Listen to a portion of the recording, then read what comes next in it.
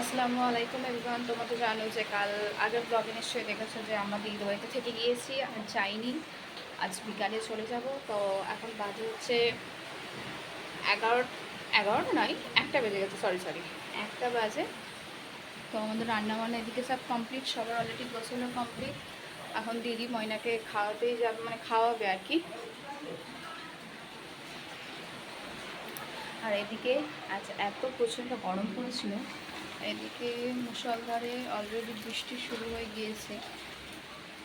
ভাবছি যে বৃষ্টি হলে বিকালে যেতে পারবো কি, তো সন্দেহ আছে। এখানে খাওয়ানো হচ্ছে, এখানে খাওয়া দাওয়া হবে। আর বলতে বলতে ইলেকট্রিক চলে এসছে, এদিকে সব রেডি করছে।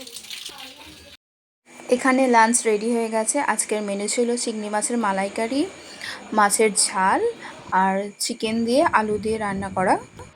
চিংড়ি মাছের মালাইকারি আর মাছের ঝালটা আমিই রান্না করেছিলাম। আমাদের সব খাওয়া দাওয়া কমপ্লিট।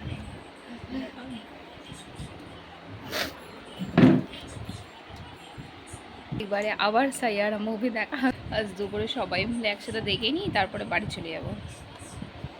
বৃষ্টি হওয়ার পরও এতটাই গরম ছিল যে এসে যেতে বাধ্য হয়েছিলাম। মুভি দেখা কমপ্লিট, আমরা পুরো ফুল রেডি হয়ে গেছি বাড়ি যাওয়ার জন্য। এখন বাজে হচ্ছে 5টা 10 বাজে, আমরা বেরিয়ে যাচ্ছি। এদিকে সানিয়া ব্যাগ নিয়ে অলরেডি বেরিয়ে গেছে। আমরা লাইটটা ফাঁকা অফ হয়ে দিই। চলো চলো, হ্যাঁ হ্যাঁ সব নিয়েছি।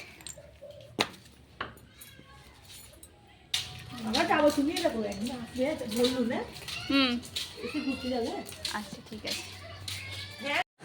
দিদিদের ওখান থেকে বেরিয়ে কিছুটা হাঁটার পরেই এই ফুচকাওয়ালাটাকে আমরা দেখতে পাই। তো সানিয়াকে বললাম খাওয়ার জন্য, খাবে না বললো, তাই আমি একাই খাচ্ছিলাম ফুচকা।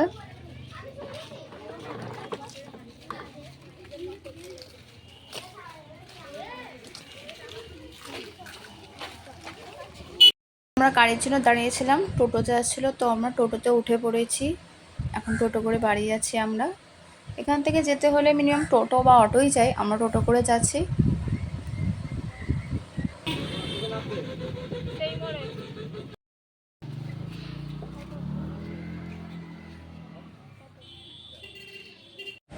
আমরা টোটো থেকে নেমে পড়েছি সামনে অটো স্ট্যান্ডে। হেঁটে হেঁটে এবার বাড়ির দিকে যাচ্ছি। বেশি হাঁটতে হয় না, অটো স্ট্যান্ড থেকে আমাদের বাড়িতে মিনিমাম 2-3 মিনিট হাঁটলেই হয়ে যায়।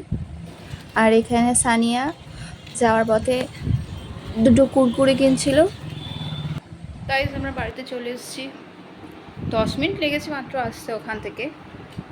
সামনে থেকে ম্যাস্তাখালি আসতে মিনিমাম 10 মিনিট সময় লাগে। এসে নাকি প্রচুর গরম পড়েছে আজকে, প্রচণ্ড গরম। ব্লগটা এখানেই এন্ড করছি। ব্লগটা কেমন লাগলো অবশ্যই তোমরা কমেন্ট করে জানাবে। ভালো থেকো তোমরা সবাই, আল্লাহ হাফিজ, টাটা।